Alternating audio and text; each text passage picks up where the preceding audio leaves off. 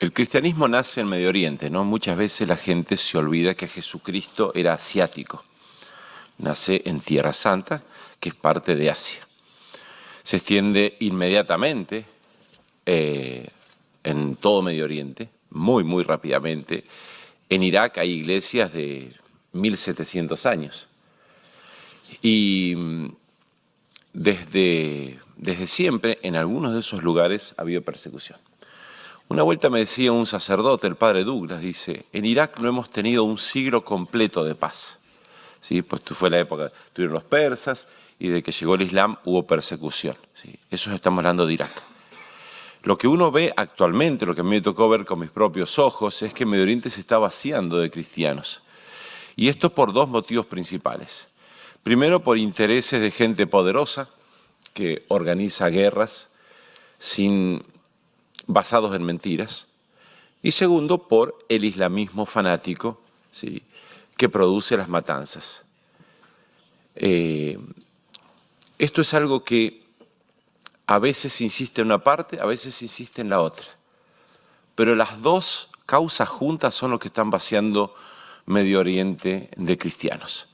Hay, por una parte, intereses puramente materiales, ¿sí? Hay gente que se beneficia con la guerra, hay gente que se beneficia con el caos, hay gente que se beneficia con el petróleo, hay gente que se beneficia con el poder, con la reconstrucción de estos lugares. Y a la vez hay gente que odia a Cristo absolutamente. O sea, lo que nosotros vimos con el Estado Islámico, que es algo que se vio antes del Estado Islámico y se va a ver después que deje de existir el Estado Islámico, es un islamismo extremo, fanático, ¿sí?, que odia a Jesucristo. O sea, uno apenas caído el ISIS, yo recorrí las ciudades de la llanura Nínive y Mosul, y era notable que en todas las iglesias, todas las cruces estaban destruidas. Estamos hablando de un convento que tenía 100 cruces talladas en piedra y se tomaron el trabajo de destruir cada una de las cruces. En la iglesia principal del monasterio, de uno de los monasterios de Mosul, ¿sí?, la iglesia entera está sana, pero una pared entera está derruida. ¿Qué pasaba? Había una cruz enorme de vitrales y como no pueden ver la cruz tienen que destruirla porque es blasfemia, según estos grupos extremistas, volaron toda la pared. Se buscaba apartar el nombre de Cristo y todo lo que tiene que ver con Cristo, incluyendo a los cristianos. Por eso es que en este momento, lo que uno tiene que buscar de hacer, la gente que tiene cierta influencia, ¿sí?, primero es evitar esas guerras que van a destruir. No se puede llevar el estilo de vida occidental a una sociedad tribal a la fuerza. No se puede, ¿sí? Y segundo, hay que combatir eficazmente a los grupos terroristas que lo único que quieren es imponer su ideología de terror en todo el mundo. Estamos hablando de mujeres que decían, al mediodía ya me habían violado 50 veces. Estamos hablando de gente que crucificaba a niños de 14 años porque escuchaban música occidental, o que degollaban a un niño de 5 años obligando a su madre a poner las manos debajo para recibir la sangre, ¿sí? Y esos grupos fueron apoyados también por gente que les servía a ellos que combatan a un gobierno o a lo que sea. ¿Sí? Esos son los dos aspectos más importantes de esta realidad que todos tienen que saber, ¿sí? El cristianismo nace allí, era muy impresionante, yo he dado 1000 entrevistas, ¿no? Y la gente, los periodistas me decían, ¿y por qué se fueron a meter en ese mundo musulmán peligroso? Están allí desde siglos antes del Islam. Es su tierra. No, saquémoslos a todos. Es su tierra. Hay que apoyar a los cristianos de Medio Oriente en Medio Oriente. ¿Sí? Hay que ayudar a esa gente en su lugar. Hay que darles apoyo, hay que darles sostén, hay que presionar a los gobiernos que han apoyado a los terroristas y hay que combatir al terrorismo, ¿sí? No con las mismas armas del terrorismo, ¿sí?, pero bastaría con que se lo deje de apoyar, ¿sí?, para que pierda fuerza. Su experiencia como misionero, ¿no? Allí, pues, en el terreno. Ha estado en Irak, ha estado en el Líbano. ¿Cómo ha sido esta experiencia de acompañar a los cristianos? Bueno, de acompañar o de ser un cristiano. ¿Cuál es la actitud y cuál es la función social que cumplen estos cristianos en sus tierras, ¿no? Porque tengo entendido que parte su deseo de no irse es porque es su tierra, pero también porque saben que son necesarios, ¿no? para otras comunidades, también las comunidades musulmanas. No sé, ¿nos puede contar un poquito más sobre esto? La experiencia, digamos, es difícil de expresar porque se dan dos realidades absolutamente opuestas. Y es primero violencia, odio, torturas, asesinatos. Y por otra parte, una respuesta cristiana que uno los deja asombrados, ¿no? O sea, yo llego a Bagdad en el 2010, después del gran atentado a la iglesia Nuestra Señora de la Salvación, donde murieron 50 cristianos, están en proceso de beatificación. Y lo normal en esa época de Bagdad, y fue por muchos años, es que hubiese unos 100 atentados por mes. Era lo habitual. Era tan común que ni siquiera se comentaba, ¿no? O sea, uno no comenta que salió el sol, porque el sol sale todos los días. Así era para nosotros el tema de los atentados. Yo recuerdo el primer atentado que tuve cerca de la casa. Yo vivía en el obispado y explotó una bomba a 30 metros, mató a los 2 verduleros, a los cuales yo iba todos los días a comprar verdura. Reventaron todos los vidrios de la casa, menos el de mi habitación, que eran las 7 de la mañana, estaba abierto y por eso no reventó, yo estaba rezando. Escucho la explosión, entra una polvareda en mi habitación, subo a la terraza para ver dónde era eso, había escombros en la terraza que habían sobrevolado un edificio de 30 metros de alto, era una autobomba. Y lo que más me impresionó es esto. Yo primero quise correr a ver si se podía ayudar y la policía me frenó.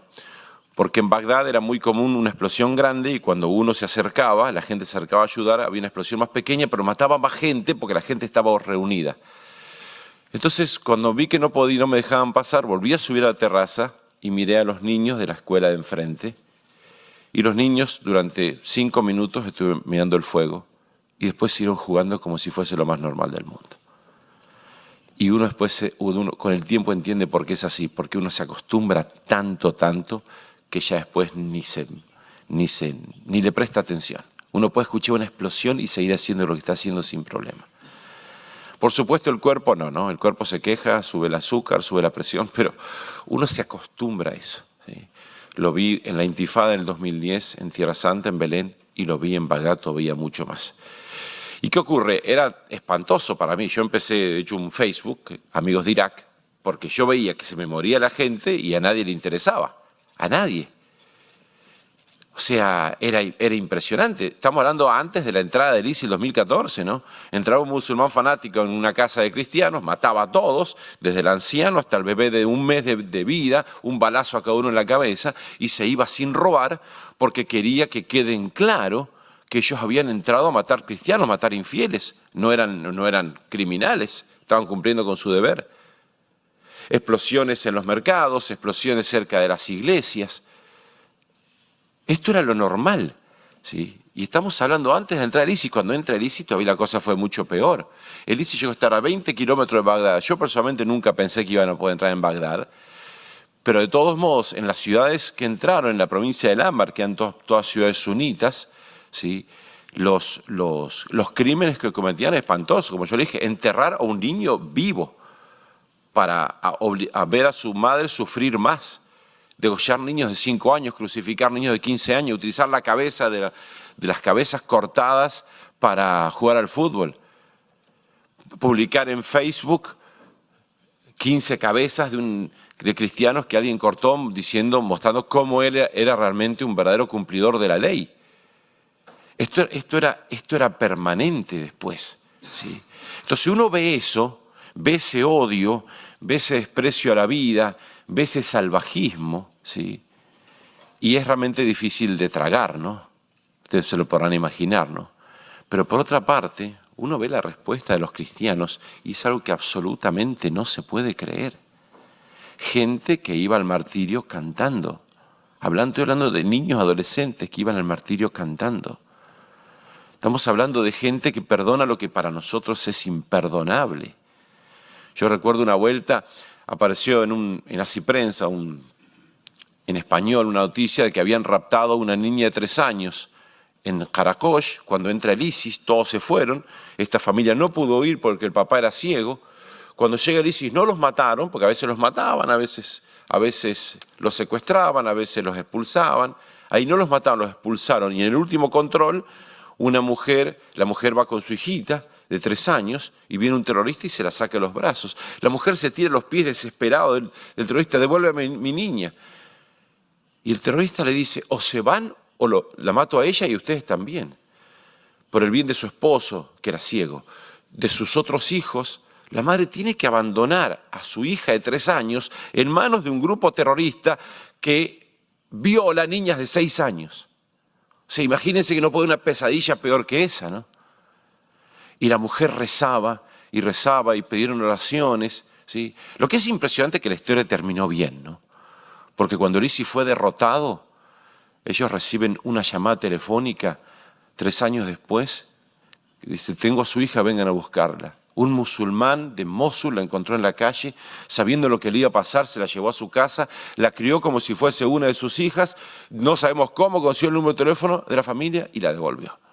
La niña ya no hablaba arameo, se lo había olvidado, el siríaco, pero ya lo volvió a aprender, es un niño, aprenden súper rápido, ¿no? Bueno, la historia terminó bien, increíblemente terminó bien, ¿no?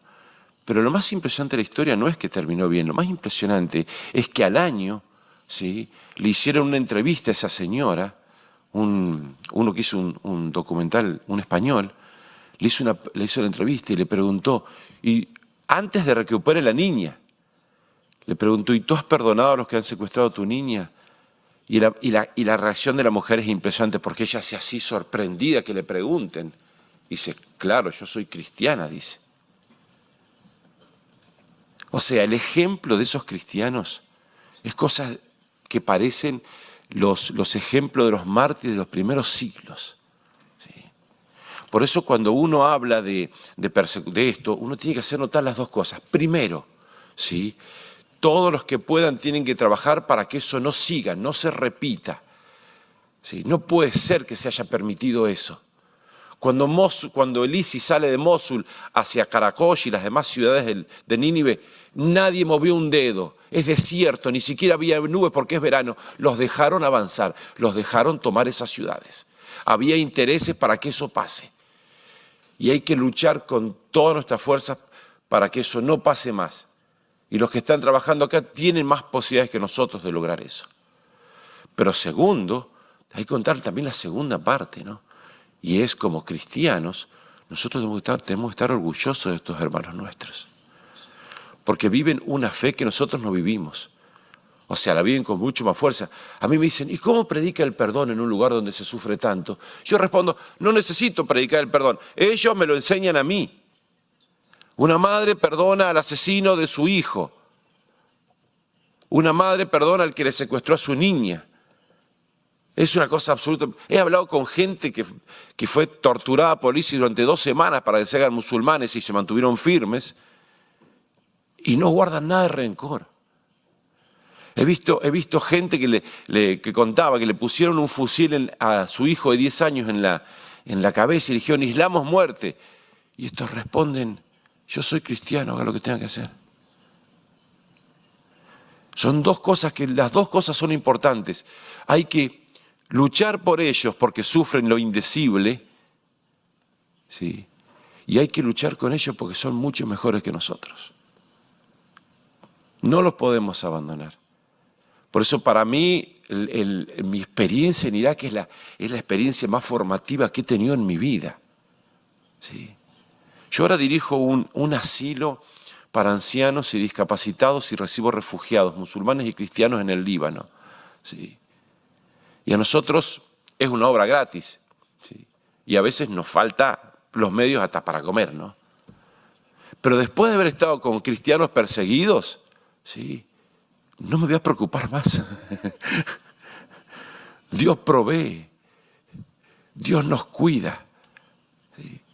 Y es un mensaje que hay que darlo a conocer también, tanto como el de la persecución misma. Cuando entré en la iglesia Táhira de Karakosh, ¿sí? la iglesia dedicada a la Virgen, la pura, ¿sí? Estaba todo quemado, todas las imágenes baleadas.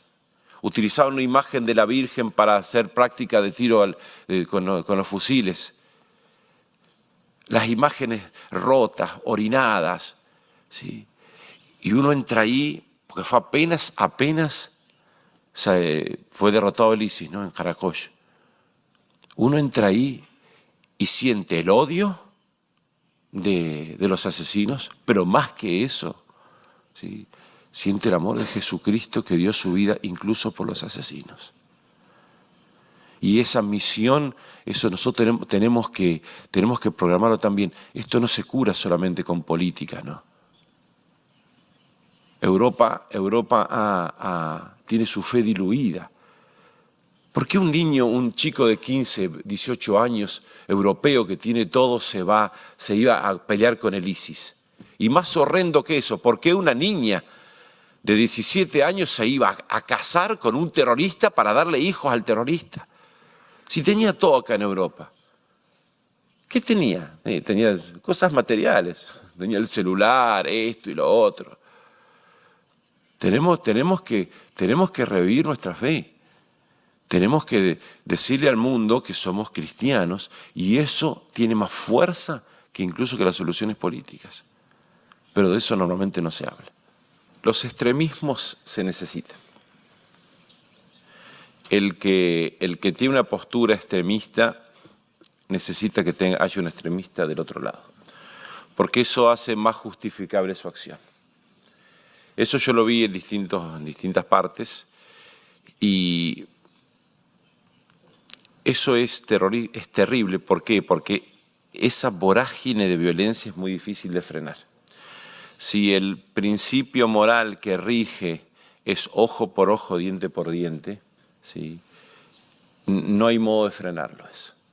Por eso hay una frase de Juan Pablo II que es fantástica, pues siempre se ha dicho esto, ¿no? Que para que haya paz tiene que haber justicia. Y es totalmente cierto, las injusticias producen odio y eso produce más injusticia y produce más odio, etc.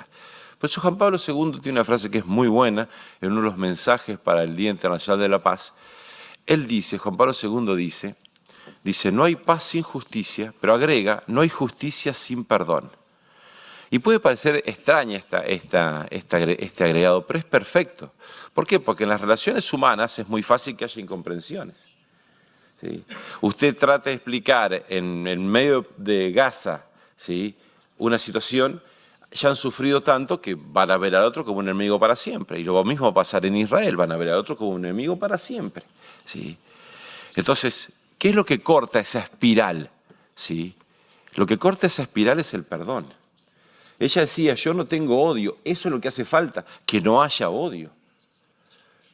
Y el problema es que va a seguir habiendo odio si uno dice ojo por ojo, diente por diente. Porque usted me hace algo malo a mí, pero no está convencida. Entonces yo pienso que usted me hizo algo malo a mí, entonces se la devuelvo y usted está obligada a devolvérmela porque es ojo por ojo, diente por diente. No se termina nunca. Entonces, por una parte, los extremismos se necesitan. ¿Sí? Pero es una cosa impresionante eso. En todos lados es así, necesita el extremismo contrario. Las tribus chiitas que entraron en provincia del Ámbar cometían masacres, pero estaban justificadas, en teoría, por las masacres que había cometido el Estado Islámico. Y eso no se puede frenar si... Porque usted me decía, ¿qué proponen? ¿Por qué es importante la presencia de los cristianos? A mí musulmanes me han dicho eso. Me han dicho que los cristianos no se vayan de Medio Oriente, los necesitamos. Ustedes son la religión del perdón. A mí me pasó una vuelta estar en un lugar, en un juicio de esos tribales, donde habían atacado a una chica cristiana, la habían manoseado. Y eso no era un juicio civil, era un juicio tribal. Y muy avergonzado, el padre del abusador había dicho, yo sé que lo que él hizo no tiene perdón, pero le pido que nos perdone, ustedes son la religión del perdón. Eso es absolutamente necesario para cortar esto. Y el extremista sabe que cometiendo un acto más extremo va a producir una respuesta más extrema. ¿Sí? Entonces, el que comete una mayor barbaridad sabiendo que la venganza va a ser más fuerte, sabe que va a conseguir adeptos para su propio partido. Porque la injusticia, ¿sí?, llama a estas respuestas absolutamente desproporcionadas que son el terrorismo. ¿Sí? Por eso yo les decía, en parte es por culpa de aquellos gobiernos que por intereses políticos, comerciales, los que sea, se han metido en una región en la cual no tenían que meterse. Porque toda esa injusticia va a producir odio y ese odio va a producir más terroristas. Cuando yo estuve en la Intifada, en Tierra Santa, nuestras hermanas trabajaban en un hospital de rehabilitación y había un fisioterapeuta musulmán, ¿sí? Y un día llegó llorando al trabajo y les contó, a las 3 de la mañana había entrado el ejército de Israel para derribarle la casa. Porque esa casa estaba enfrente de una ruta, era una casa que se podía utilizar para disparar contra los colonos. Como se podía, había que destruirla. Llegaron a las 3 de la mañana, sacaron a toda la gente afuera y empezaron con una caterpillar a destruir la casa. El padre de familia, en invierno, con sus hijitos afuera, se desesperó, quiso hacer algo, ¿sí?, y lo golpearon. La hija de este hombre, que estaba embarazada, se interpuso y le golpeó en el vientre con un fusil y perdió su embarazo. El niñito de 8 años que mire todo eso llorando, ¿sí?, es muy fácil que tenga odio en el futuro. ¿Sí? Las injusticias producen eso. Y por eso no significa casarse con nadie acá, ¿no? Uno tiene que ver si esto está bien y si esto está mal. ¿Sí? Porque los extremistas se necesitan entre ellos. ¿Sí? Esta gente haciendo todos esos actos de felicidad, ¿qué está haciendo? Está provocando una respuesta visceral más violenta. Lo que están queriendo es la respuesta visceral más violenta. Porque entonces eso va a hacer que después haya más injusticia del propio bando y van a conseguir más apoyo. ¿Sí? Y además, entre nosotros, ¿no? Como decía Aida, hay de esa gente que son monstruos, ¿no? Son monstruos, han dejado entrar el odio absolutamente en su corazón y llegan a disfrutar, ¿sí?, del degüello de un niño. Yo he visto videos del Estado Islámico poniéndole bombas en el cuello para hacerla explotar y que las cabezas vuelen. A mí no me corresponde dar la solución política, no es lo mío. Yo lo que sí quiero pedirle 2 cosas. Una es que recen, ¿sí? Como les dije antes, los cristianos perseguidos necesitan nuestras oraciones porque están sufriendo muchísimo. O sea, las cosas que contamos son impresionantes, ¿no? En inglés, ok. No, I'm not the one who is going to propose a political solution. I cannot do that. It's not my job. But as a priest and a witness of the suffering of the persecuted Christian, I would like to ask you first prayers. These people, they need our prayers because they're suffering a lot. And these people deserve our prayers because they are contributing with their sufferings to the building of the body of Christ, the church. And second, if you want to fight the hatred, you have to be more saint. You can fight hatred with real love, charity. Not human love only, no? Charity. The love of Christ. If you do that, you can do, for example, who can doubt that Mother Teresa changed the world? Just a small lady like this, from a unknown country in a very poor country, and she changed the world. So as a priest, my advice to you is go and be more charitable with the people you have around you. This is a real contribution. Even though sounds that is useless, is not useless. If we are really saints, we can change the world in a way that all of us together, without holiness, we cannot do. Thank you.